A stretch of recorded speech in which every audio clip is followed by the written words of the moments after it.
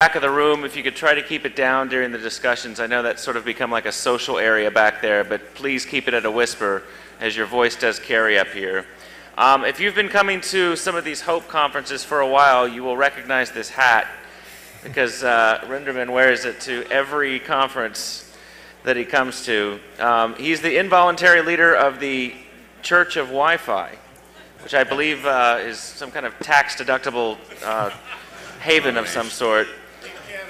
In Canada, correct. This is How Do I Pwn Thee, Let Me Count the Ways by Rinderman.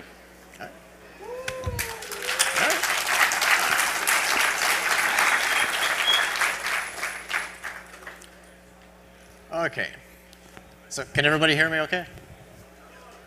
All right, I see some thumbs up. Okay. I am Renderman. Many of you probably know me, or I probably owe a drink to, in which case I won't be seeing you later. I will warn you, I don't think my dinner's agreeing with me, but I do have a bucket over here, so if I do make a quick run, it's nothing personal.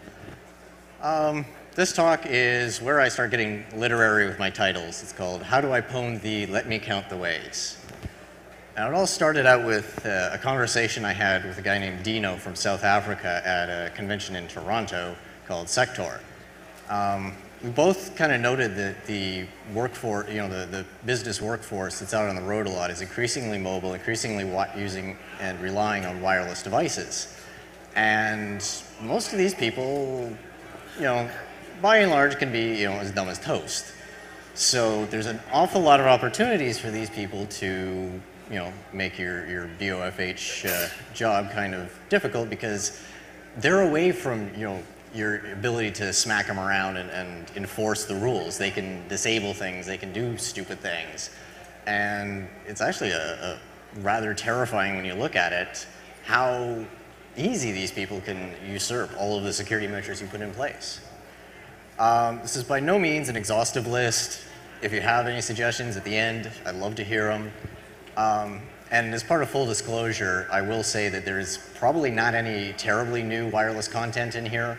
There's, it's just sort of an accumulation of everything. Probably some things that, angles you haven't thought of before, but just in case anyone was expecting, some brand new 0 day or something like that. Sorry. Meet Bob. Bob works for Widgets International selling widgets. Fancy that. He travels to customer sites, he's always flying everywhere. He's the guy who knows every article in the in-flight magazine and, the kind of guy you see at all these airports that's, he's got the 500 club pass to get into the lounge and everything like that. Whether you're sitting back in cattle class and everything, he's getting, samosas up in first class. The kind of guy you just like to hate. Is it me? How many of you actually work with anybody like this who has a sales force like this? Wow, that's a fair bit. As you probably know, Bob can be your worst IT nightmare. So, he kind of likes to think himself tech savvy. Oh, look at this fancy ass laptop I've got. I can, oh, it's nice and shiny and big. I have absolutely no idea what's in it, but, look at it, it's shiny. Really, he just knows enough to get access to his porn. That's about it. That's all he really cares about, too. And he can be your worst nightmare. In this particular case, our fictitious Bob is going to be our worst case scenario. The absolute worst possible user you could possibly imagine at your business. So let's pwn Bob. We're not going to touch him. We're not going to, punch him in the face, steal his wallet or anything like that. We're just going to say, okay, just for instance, you're a bored hacker going to a conference in New York or Norway or some such case. And you're sitting in the departure lounge. You've got an hour and a half to kill. You see this guy across from you pounding away on his laptop, looking like he's so important, Bluetooth headset in. Yeah, when a hacker gets bored, bad things tend to happen. So let's kind of say, let's see what we can do to him. First and most obvious, he's sitting there working on his laptop. So you've got a laptop, tons of private company information that not only do you now have to worry about border searches for all that information, the guy sitting across from you can be doing just as many bad things. Bob will connect to anything, hotspots at train stations, airports, hotels, wherever. the Linksys global network, I'm sure you're all very familiar with. Yeah. And I'm not saying by any means that there's 500 networks, many of which are open around this hotel, but he's the kind of guy that would take advantage of this. One of my favorite stories actually is, despite this being a felony, it was a there was a new magazine article where they're giving an interview with, I think it was Steve Ballmer, and they were at a hotel for some conference or something like that, and the hotel didn't have free Wi-Fi, or they didn't have Wi-Fi in the hotel. So they're trying to get some work done, they're trying to figure out how to get online, and one of the guys calls Bill Gates and says, hey, I got an open access point over in my room, come on down. So there's like some of the top executives going on and using some bakery's access point to get onto the corporate VPN to get into Microsoft. I'm like, here it is, the richest man in the world just admitted to committing a felony. It's like, there's no justice in the world. As I'm sure many of you know, hotspots generally do not encrypt. If you're connecting at a T-Mobile hotspot, a Starbucks or AT&T or whoever they're using now, they're not encrypted.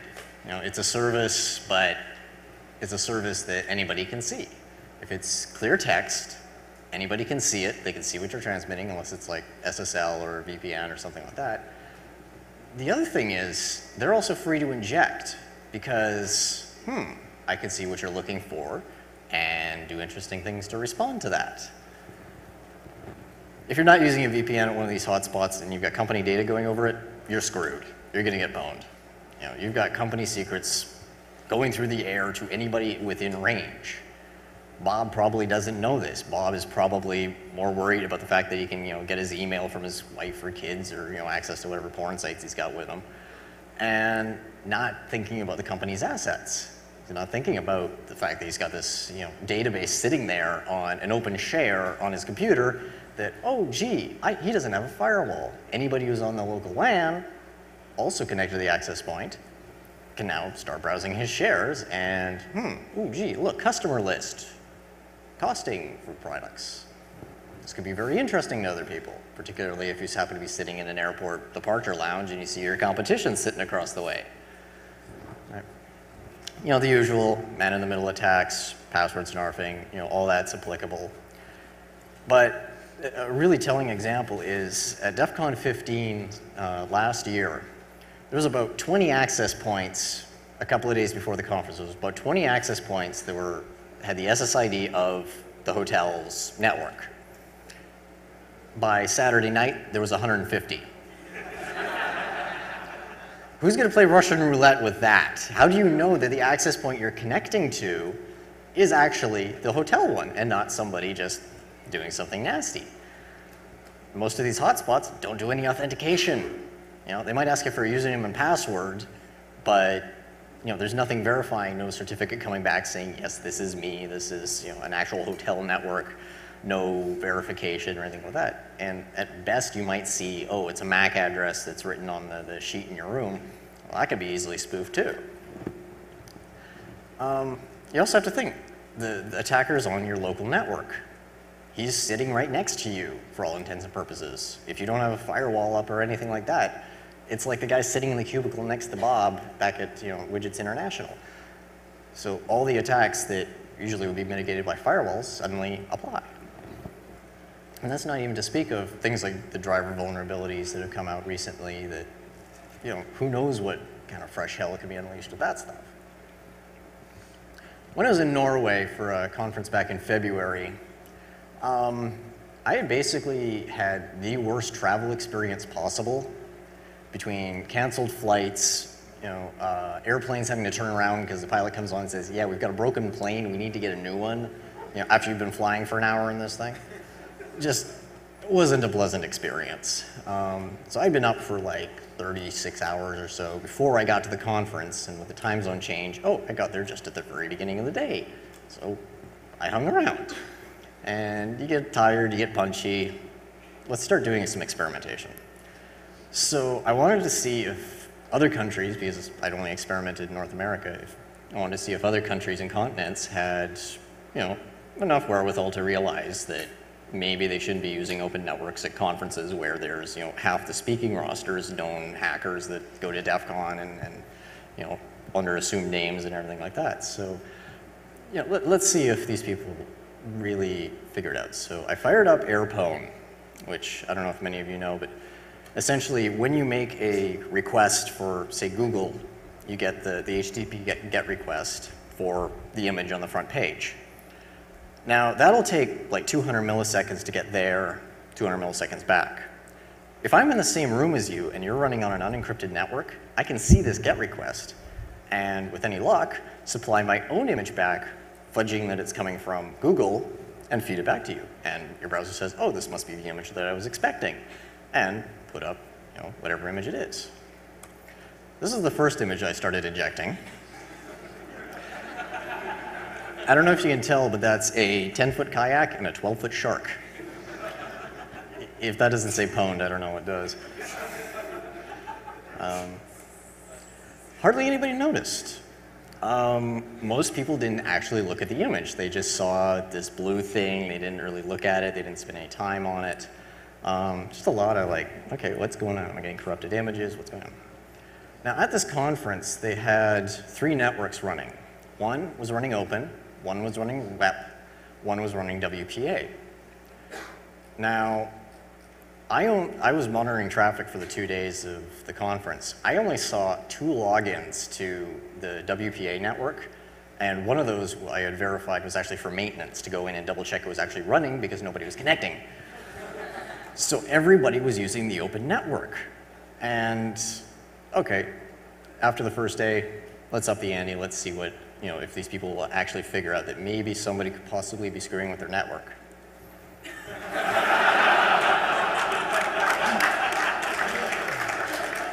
Grabbed the camera, took a picture, started up, you know, injecting that.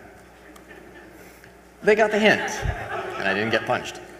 There were some people coming up to me who, you know, they've got their corporate webmail open and they're looking at it like, what are you doing? How are you getting into my laptop? What are you doing to me? Like, what did I do to you? And I'm like, come to my talk, I'll explain.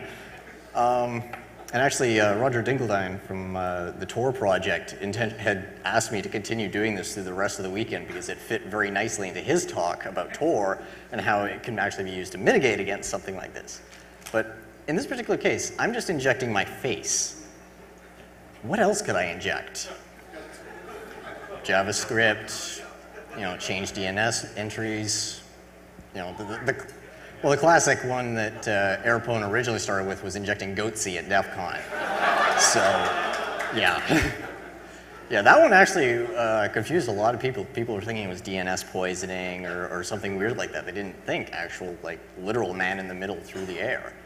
And the fact that this is a valid attack vector still is kind of scary, you know, that people are using an open network. Karma is another one that can turn around and bite you. I don't know if, is everybody familiar with Karma? A little bit? Okay. Essentially what it is when a laptop with Windows or whatever is trying to connect to, is out of range of its home networks. There's that preferred list that it says, you know, automatically connect to whenever you're in range. Well, it's sitting there beaconing, looking for these networks. Karma says, oh, that's me. You know, here's an IP, here's how to connect, and generally it will. You know, a Windows laptop will. So now I've got a direct connection to you, because now I'm on the local network. Hotspotters does the same thing, but it emulates pay-for-play access points, presents, you know, your nice login page and everything like that. Metasploit has some new tools for this sort of stuff. Simple Nomad has 3 years ago had a talk at ShmooCon 3 years ago. Had a talk called Hacking the Friendly Skies, where he pointed out, you're at 30,000 feet inside a big metal tube away from any other sources of interference. Yes, the stewardesses tell you to turn off your wireless, but you know, that idiot in first class that's, you know, Bob sitting there typing away at a letter or something like that, doesn't necessarily listen to that or necessarily know how to turn off the wireless. So he's sitting up there broadcasting, looking for networks. There's no way in hell he's gonna find them at 30,000 feet. Except for the guy back in economy who fires up Karma or something like that and connects up to the guy in first class. Oh, now he's, you know, browsing his shares. Oh, you know, this guy works for this company. You know, oh, here's a customer database. Oh, here's a memo that went around or something like that. And I don't know if any of you guys seen Simple Nomad, but he's not the kind of guy that you would expect to wear a suit all the time, you know, big long beard and everything. Great guy, but just not one of Bob's usual kind of people he deals with. So Simple has some great stories about going up into the guy in first class, seeing the laptop open. Hey, Bob, how's it going? You know, how's the kids? You know, oh, did you get that memo about that thing? And this guy's looking, and he's like, who are you? How do you know all this? I'm just scaring the living crap out of this guy. And you got to think about it that even at 30,000 feet, where theoretically nobody's supposed to be broadcasting wireless, somebody probably is, and could be exploited. One of the best stories I ever heard was from a friend of mine that does pen testing for a living, and he was talking about that they were flying out to a customer site to do an audit. Excuse me, one of the top people from that site that they were going to, one of the top execs, happened to be on the same flight, you know, obviously probably flying first class. They connected to his laptop in the middle of the flight and literally pre-hacked him, so that when he logged into the corporate network, he created a backdoor for them. So before they even landed, they had compromised the site. You know, it's absolutely terrifying to think that this is possible. There's a cafe latte exploit, which, even if you're not connected to the corporate network, could divulge a WEP key if for some stupid reason you're still running WEP on the corporate network. So if I know that Bob works for Widgets International and that I live in the same town as their headquarters and I want to do something bad to them, I target Bob, get the key, and then log into the corporate network. Simple as that. You know, there's the usual deauthentication headaches that can ensue.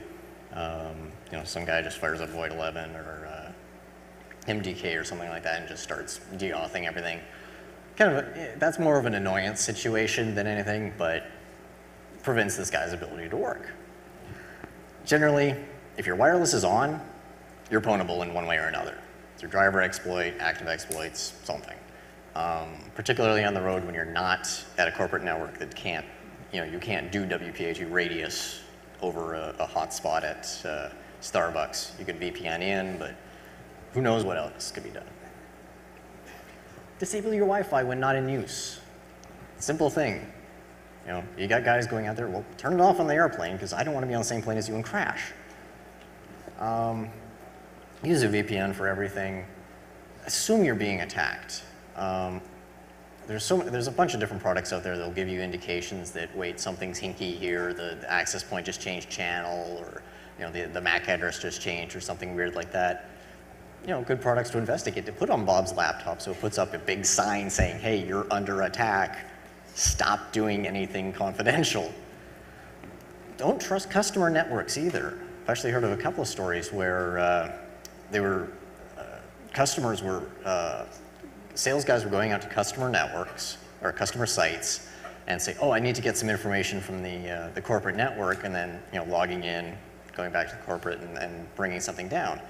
Well, they're sitting there connected to the customer's network, and the customer would be really interested to know exactly how much margin is on all these widgets. So if they were, bidding a contract or something like that, they could see how much they could shave off, and just, those sorts of games. If you've got like an open share or something like that sitting on the laptop when he plugs it in, hey, Joe IT guy could be interested to say, hey, new host on the network. Ooh, ooh, this is interesting. Oh, there's a lot more money in this contract than we were bidding for. Hey, we'll just, add another 0 to the contract. Turn on firewalls, be cautious.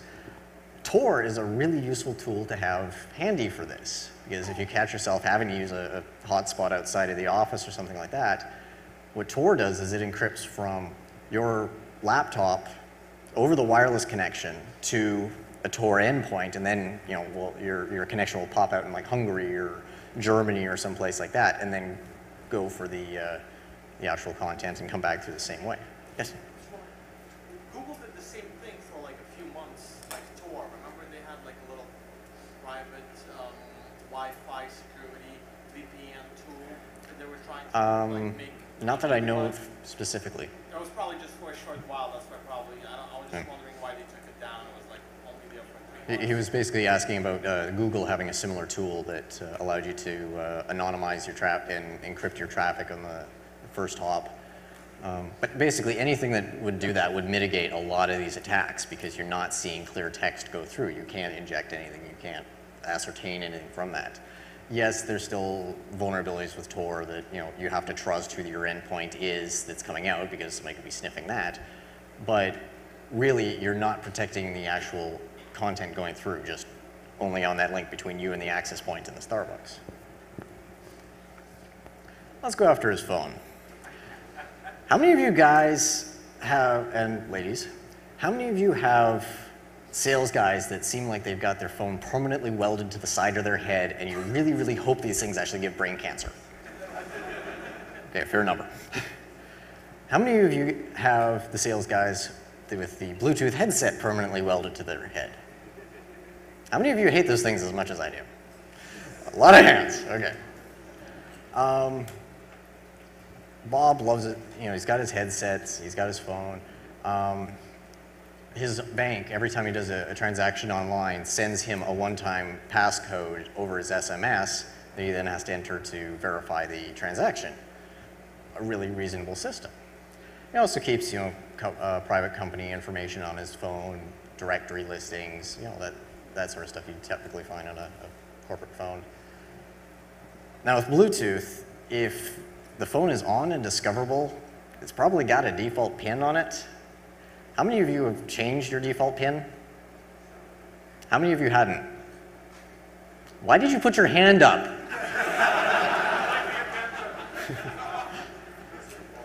Basically, in a lot of cases, paired devices can get full access to the other device. So if I pair my phone with yours, my phone inexplicably has full access to your phone, not just for OPEX exchange of business cards and things like that. It's the whole shebang.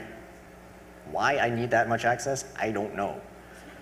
So if I can convince you to pair with my phone for whatever reason, I can make your phone do some interesting things. Read write to the SMS messages, insert some nasty things about Bob's wife in the phone, in his messages or something. Pull out those one-time PIN numbers. If you see him online doing his transaction, you might be able to snag something before. I've talked with a couple of people who've audited systems like this, and they had to basically sneak a sniffer into the office and wait for the executive whose normal thing was to check his stocks and check his bank accounts before the end of the day to get the code and prove to him that, hey, there's a portion in this loop that is vulnerable that I can get in, get this passcode, get to the website, and do something before you do. How are we doing on time? Oh, good. Some models of phone, if you connect on, I think it's RFCOM 17, channel 17, you actually get an AT command prompt, like the old modem AT commands. You can issue commands directly to the phone. This gets interesting when you start applying it to things like premium rate calls, 1-900 numbers and stuff like that, because Bob now has to explain the 9-hour phone call to Madam Whipsalot Fun-Time Party line on the company dime. So, a little video here that explains this. Hopefully we've got audio on the laptop here. Get back there. Why are you not playing?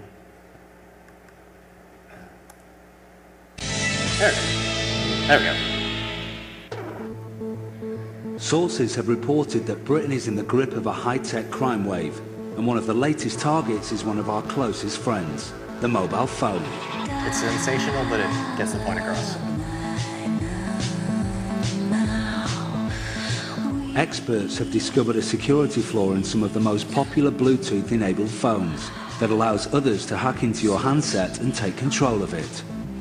Our hustlers are going to demonstrate for our hidden cameras just how vulnerable your phone can be to a silent attack. This is the Bluetooth scam. The problem with some Bluetooth phones is you can make an unauthorized connection to the phone and effectively take over the phone, read the contents out, so the phone book, SMS messages, even actually make calls with it. So, how does the Bluetooth hack work? Our hustlers are going to demonstrate it here. Jess and Paul's phones have their Bluetooth turned on. Alex uses his mobile pocket PC. Because of a security flaw in Jesse's phone, he is able to locate the Bluetooth signal, hack directly into the handset, and take control of it. Now he can make a call from Jesse's phone to Paul's phone. This technique is known as bluejacking. The Bluetooth hustle works by using the Bluetooth feature on mobile phones. It's a very modern, very useful, very easy piece of technology. They can connect to your phone without you knowing it. Your phone will not even show that it's connected to something. They're now ready to test it on the public. Alex has set his pocket computer to search for Bluetooth signals. Now he's pinpointed a mark with an enabled handset, he can go for the hack. Now he's in and making a call using the mark's phone. But where's the actual scam here? It's in the number that Alex is calling from the mark's phone. Our hustlers have set up their own premium rate line where calls are charged at £1.50 a minute. So this guy is having the money taken from his pocket, but he's totally oblivious.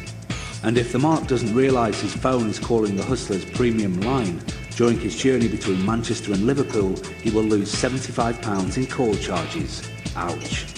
So, if Alex spends some time here, he can really take home the bacon. In an hour, he manages to target 20 phones with an average call time of 15 minutes, making him a grand total of £500. Our hustlers have proved for those with the technology and the know-how, this is a really money-spinning scam.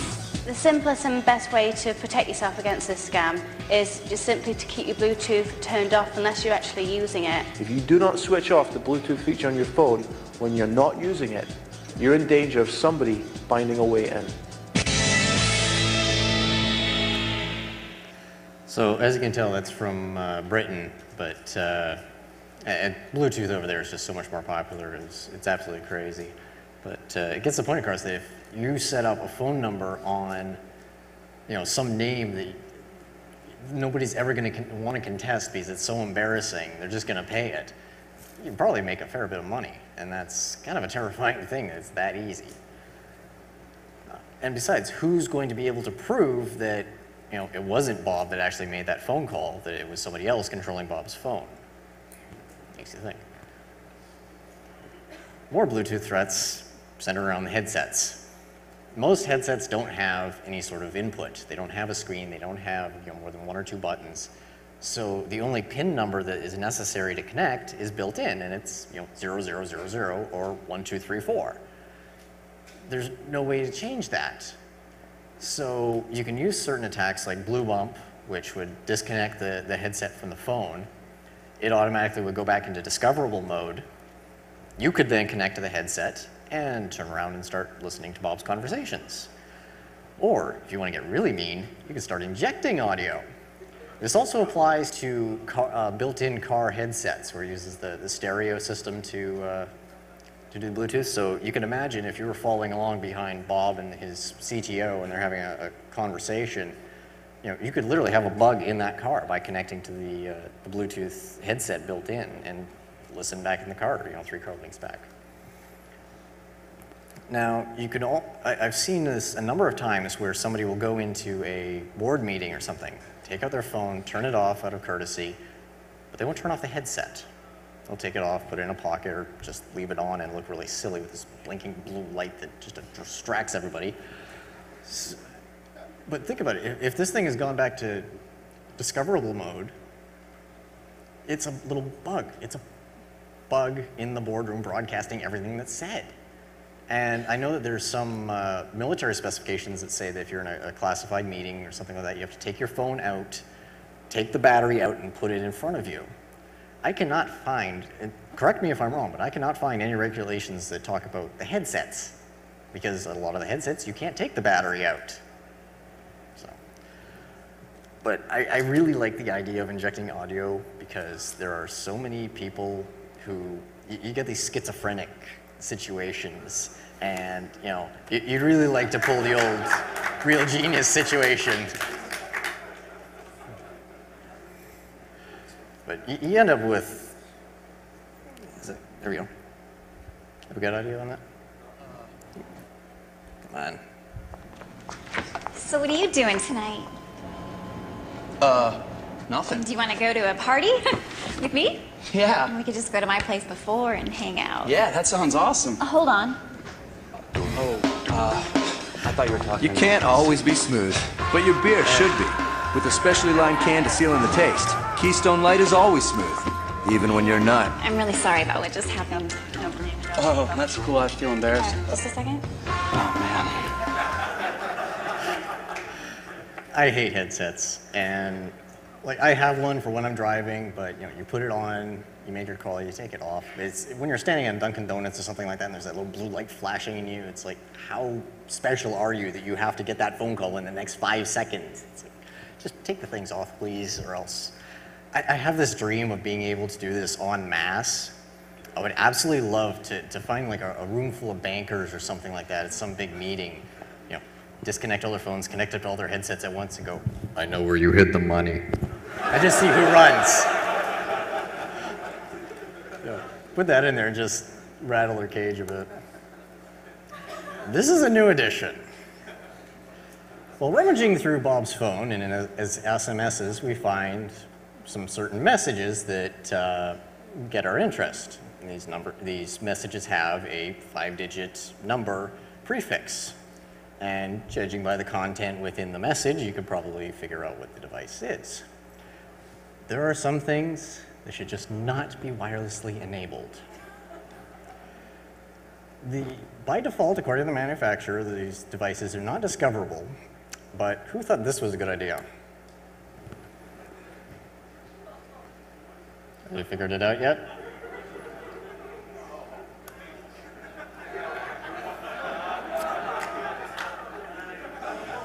A Bluetooth-enabled vibrator. It pairs with a cell phone, and as it receives these specially coded text messages, each character of the message creates a certain motion. Let's just get the innuendo out of the way.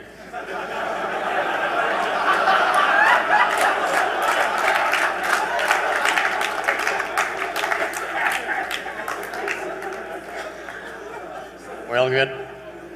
Any suggestions? Okay. Basically, teledildonics, which is the study of like long-distance sex, seriously, they have not looked at security in a lot of cases. It's kind of terrifying. This is kind of an extreme example of a bad idea.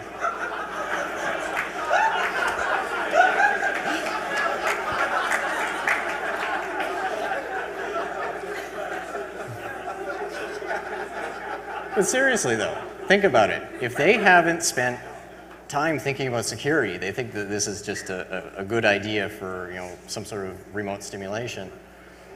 What about if we're hijack Bob's phone and send messages on his behalf? Or if we're near enough to his wife, we can connect to the device directly and send messages ourselves. Does that count as a sexual assault? What implication does that have if, oh honey, thanks for sending me that message at 7 p.m. last night? I didn't send that. Well, think about it. What would that do to relationships? That could get really awkward, weird, and probably disastrous. You know? I'm just thinking from a purely technical standpoint, if it's reacting to the characters available in an SMS, what about non-printable characters, control characters, things like that? You know, is there the possibility for physical harm with something like this? I'm adding that to the previous slide. So buffer overflow. But this is actually something to consider. You know, we're moving into an era where we're on that really slick slope of the curve that this technology is showing up in, you know, all over the place. That should this be wirelessly enabled? Nobody seems to be asking that question. It might seem like a good idea, but you know, is it?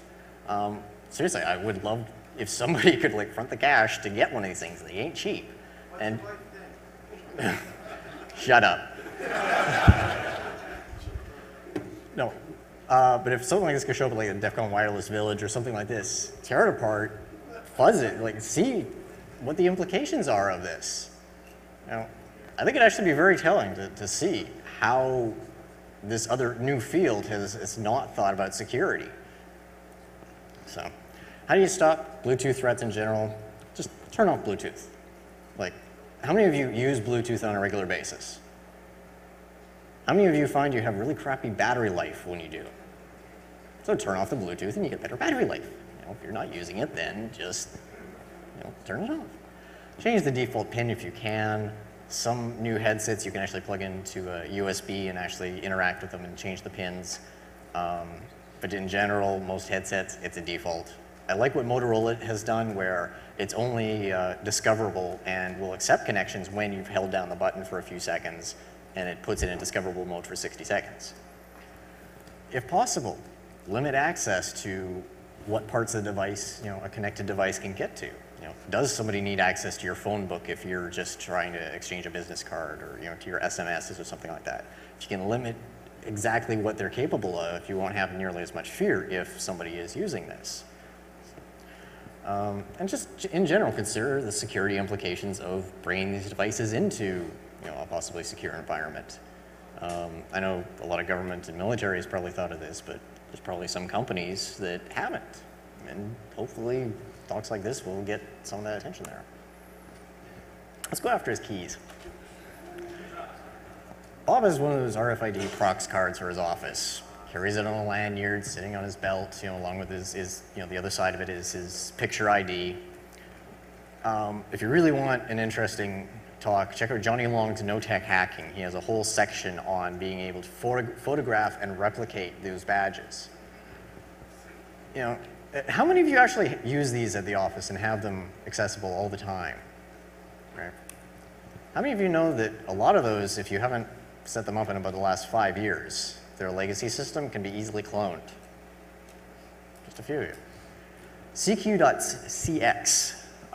Jonathan Westhughes built a neat device. This is actually just his first version. He's actually refined it beyond, but essentially what it is you push one button, wave it in front of an RFID tag, it copies the number, push the other button, emulates it, and reads it back. So I just go up and behind the boss, the head of the company, or the other person who has entire access to a building, the janitor, go, hey, how you doing? Good job, beep. I now have his key. I go up to the door, beep, it lets me in. What's that? Tiger team kind of stuff. And suddenly, the boss is going into the office at 3 o'clock in the morning and rummaging around in the R&D department. Everything's going to track back to him. Now, this is where you need to have multiple factors of authentication. If you have a security guard standing there too that sees somebody he doesn't recognize using the boss's ID, they might actually stop them, provided it's not just some little minimum wage job where it's there for show. Traditional keys are vulnerable too, because a lot of people will have their RFID badge, they'll have their ID badge, and the lanyard with all the keys on it. Photographing these keys, if you can do it surreptitiously, can actually reveal what the bidding is and how to replicate these keys. If you know the kind of lock that's in the door, if it's a Schlagweiser, Kwikset, or higher end, or whatever, you can actually photograph and see the bidding, the bumps on the key, and know what the code is for that door. This gets really interesting when you start involving things like, safety of democracy, with the Diebold now, what the heck's their new name? Premier Election Systems, that's what it is. They got caught with their pants down a couple of years ago where through their online store you could order additional keys for the Diebold machines. But this is the actual photo. That's the actual bidding of every key for every machine out there. And it was on their web store. So what happened was this guy saw this and he's like, I recognize those keys. That's the same as what we used to use at the mini bars in the hotel I used to work at. I might have a few blanks around. Gets the blanks, takes a look at this bidding, gets out a file, files down to what he thinks is the approximation, sends it to some of these guys doing audits on these machines, and lo and behold, is that working? I have all sorts of fun with videos here. This is a key that not from Diebold, hand cut, first try. That's the memory card access slot that gets access to the memory card that stores all the votes. So, Bob's passport. Bob travels internationally a lot. there's some implications, particularly if he's got the new RFID passports, which have this little logo on them. How many of you have those? All right, most of you, a few of you. You will, basically, there's no way to not get one in the near future because they're federally mandated. It's the new design. The encryption on these things is not very strong. They're also very easily read. The tinfoil hat solution that they came up with, because when they put these out for like a request for comments, there's like 2,000 comments all against and like 2 for it. So what their compromise was, okay, we'll still have the RFID, but we'll put a metal foil layer in the front and back cover. Now, this seems like a good idea, except that it's self-defeating. I don't know if you can see, but down in the corner, the passport with the metal foil in it naturally wants to pop open about 1 inch, which is enough to read the data from it. So their tinfoil hat actually is self-defeating because it increases the stiffness in the cover, and it naturally wants to pop open. So, and let me just run that video once again. And you can see, he pushes it down, the data stream stops. Now it's reading, stops. Then it starts reading, then he pushes it down again and it stops. So if you've got this thing in a purse or a loose pocket or something like that, the whole point of the tag of the tinfoil hat to not be able to be read, to have the passport not be able to be read until it's actually presented at a border, is negated. There's all sorts of implications and conspiracy theories about the RFID and the passports. You have to admit, there's a very short range on these things. So it's not like somebody's gonna be reading, you know, across this room sort of thing. It have to be right next to you. The encryption could be better. They say it's a fairly long key, except that they're using factors like the passport number, which are sequential, birth dates, which there's a very limited key space, and other bits of information that you can really narrow down the available amount of key space on these things. The other thing that is of interest, I've actually talked to the #2 man in charge of passports with the US State Department. There is actually no rule that says if your RFID-enabled passport's RFID chip doesn't work, that they have to refuse you access to the border. You'll get increased scrutiny, but it is still a valid legal document for, was it 10 years down here? Canada, it's 5. For 10 years, that passport is still good, even if the RFID doesn't work. So liberal application of a hammer, you know, can negate a lot of the possible issues with this. Willfully damaging it is a felony. I fell really hard. Yeah. The other thing is that the other conspiracy theory is that, you know, oh, they'll be able to pick Americans out of a crowd for suicide bombings and stuff like this. And if anybody's ever traveled internationally to odd corners of the world, you'll generally find that most Westerners tend to stick out like a sore thumb. So I don't need to see your passport to know that, yeah, you're probably not from around here. So Bob has other duties, like probably a lot of other salesmen. He works trade shows. Bob's sales depend on demos being available, working properly, showing that, you know, how wonderful they are. What happens if you have widgets that are, you know, wirelessly controlled with unauthenticated, unencrypted commands? Don't try this at home because these guys actually got banned. Motorola's focus is about making sure that we deliver devices for the consumer. Try that again. Motorola's focus is about Motorola's focus is about making sure that we deliver devices for the consumer. And you can just wait a moment because I think some of the screens have just gone down.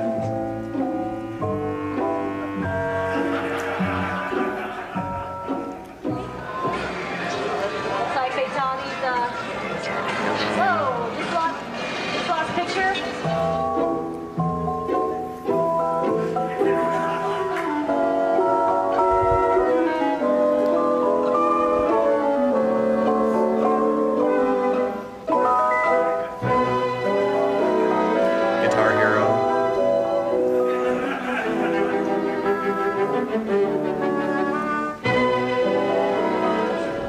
this is where we bring on the dancing girls to keep you entertained for a few minutes while we just get things together.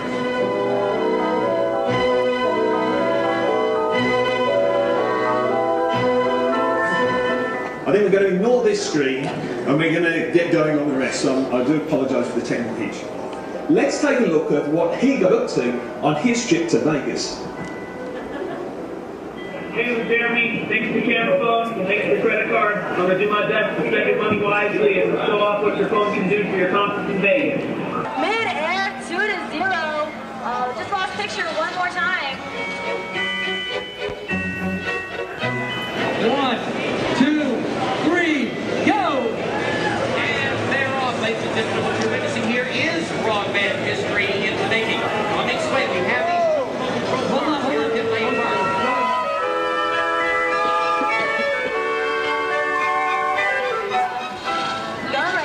Wow, this screen is going wacko-macko up here. Now, that was Gizmodo going to CES show back in January, and Make Magazine had given him a big handful of TV begons. So, infrared, something we all know, and this was, the year of the television. So there's like plasmas and LCDs everywhere, and these, all of these guys are wanting to show off how wonderful their product is, but if it keeps turning off and randomly failing, it makes you wonder how many sales they may have lost because of something like that. And you have to, I don't encourage anybody to try this because, look at that Motorola guy. He was standing there trying to do his job, sell his product, and some guy in the front row is screwing around with him. It's like, that's just not cool, I'm sorry. I mean, the big wall of TVs, okay, that's one thing, but if you're actually causing somebody grief and, possible lost sales and stuff like that, that's just not kosher with me, I'm sorry. Now, if you're also at a trade show, typically these guys will have laptops with them for demos, etc. This is a situation I found myself in at ShmooCon a few years ago.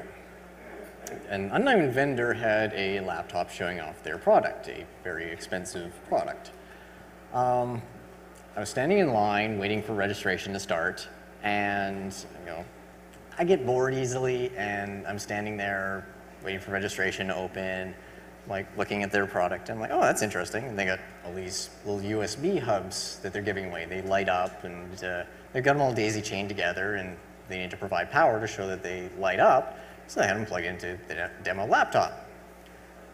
So I fish around in my pocket, and I find that I have my USB switchblade with me. Basically what this does is upon insertion in an XP system or earlier, it auto-executes and dumps all of the passwords to the drive out of memory. It basically runs like a CD auto-run. So I had a couple of friends distract the sales guy. They've got all these hubs there. Click.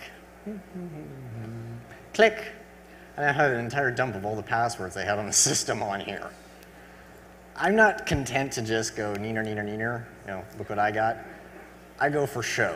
If you're gonna make a point, you gotta make it big.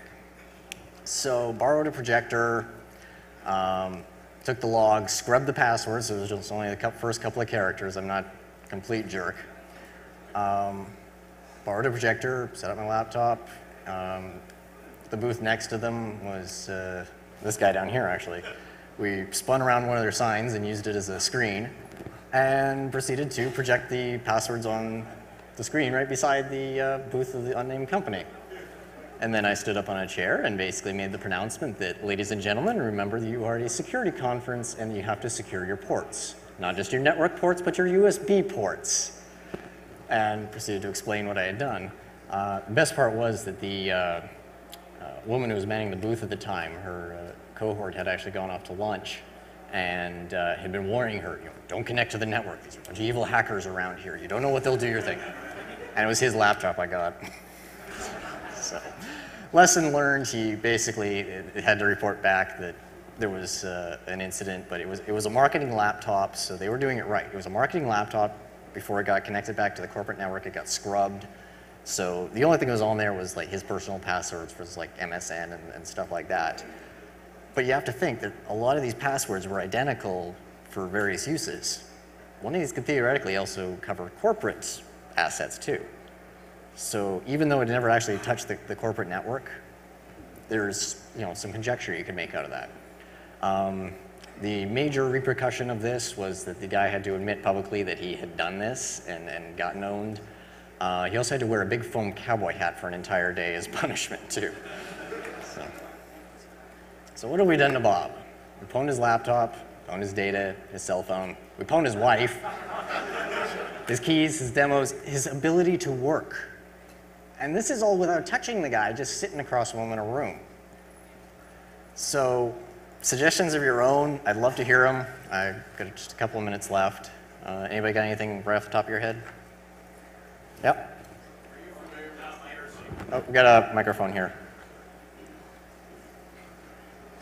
And also, I'd like to know what you might be doing to help your users, deal with this in terms of education or locking their devices down.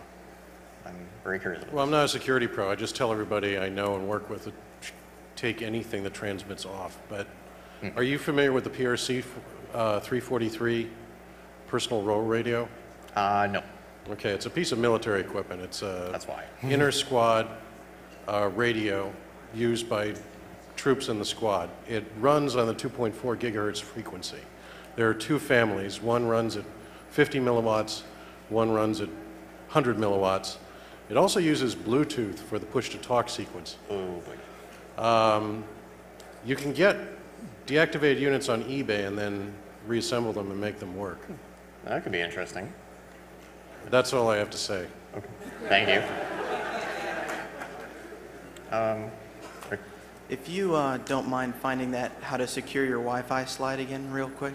While you're finding the Wi-Fi slide, you mentioned Motorola headsets. I actually love Motorola cell phones. How many people like their Motorola phone? I think it's great because as a frequent flyer, I find that when we land, Motorola automatically enables discoverability for the first 60 seconds. When you turn it on. As soon as you turn on the phone, it's discoverable. So the first thing I do when I turn my phone on, I look for all of you. I do too. The stopping Wi-Fi threats. There you go. There you go. I love Tor. I thanked one of their developers earlier today in his talk, but that doesn't stop you putting your pretty face on all of the emails because that stuff's incoming. You can still attack the laptop. You just can't man in the middle of the data. Yeah. And it's better than nothing. It is better than nothing. Free. You also mentioned the firewall several times. There's a really great misnomer about firewalls. Everybody thinks, oh, I have a firewall, I'm safe. When you connect to the corporate network, you can still use file and print sharing. Your files are still accessible because it's on the local area network. Unless your firewall is configured to block people on the local area network, you're out there. You have no firewall. So just those of you that think your local area network is safe, I hope your Wi-Fi is turned off. All right. I just want to say a few things before I get punted here. Huge thanks to Rob T. Firefly, wherever he is. He did the artwork for Bob. I have no artistic skills, so thank you very much. And also, I am trying to finance this trip, so I have sets of WPA cracking tables with me, the 33 gig sets, 9 DVDs, $50. I have them with me. I'm trying to basically pay for my way home, so I'll have them with me all weekend. You can help me out. Did you have a suggestion there? I was just wondering if there have been any real-world cases of people attacking smartphones, 3G, edge network, that type of thing? No, not that I'm aware, like through the Bluetooth and that, but usually not through like the 3G connection or anything like that. Blackberries though, if somebody could find a way to take the network down on command, you know those simpering piles of goo that people become when they can't get their BlackBerry emails? To be able to create that on command, I think would be a truly evil thing. Yes?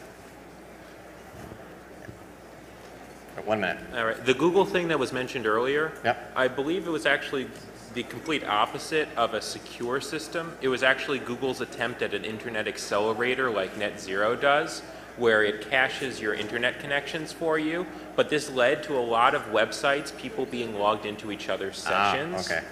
What I've seen looking around here is a lot of people on their Gmail accounts. Yes, hijacking. A lot of people who could get their session cookies grabbed. Yeah. Like I said, this is by no means a complete and exhaustive list. So, I'm going to be out here, and I'm going to probably head down to the mezzanine level if anyone wants to talk further, but I got to get out of the way here. So have a good night. Thank you.